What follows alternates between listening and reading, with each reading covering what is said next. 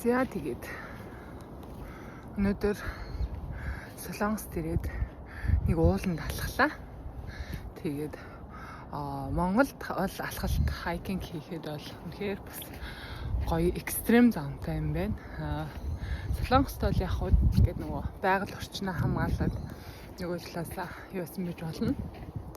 Гоё замаа засаад хүмүүс алхах, амрах газруудыг их гоё шийдэж өгсөн байт юм байна. Тэгээд Монголд хайкинг хийдгийг бодвол энд цэцэн зам амтай учраас нэг ядралт баг байт юм байна. Тэгээд яг хүмүүс байнгын л хөдөлгөөнтэй гоё юм байна. Тэгээ манай Монголд ч нөгөө тийм орчин байхгүй болохоор хүмүүс хайкингийг экстрем гэж бодоод хэцүү гэж бодоод идэг.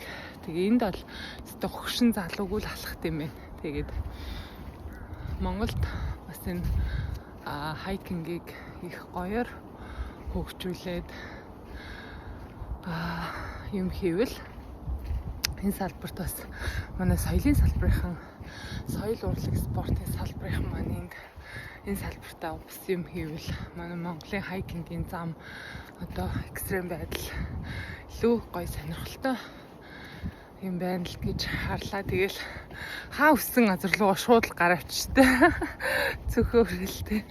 Тэгэл зам байхгүйсэн чинь энгээр нь явж үзээ л да гэж явчдаг. Энд ч юм болохоор тийм юм байхгүй. Яг л зориултын замаар зориултын жимээр ингэж авсараад газартаа хүрдэм байна.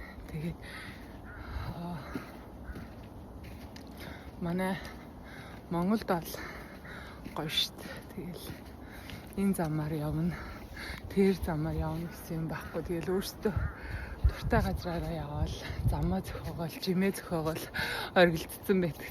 Энд бол дандаа цэцэн замаар яваад хурцдаг. Тэгээд яг хөө байгаль орчин талаасаа бол энд ингээд харьцангуй бас нөгөө мод усна гоёороо байглаараа гоё л байдаг юм байна.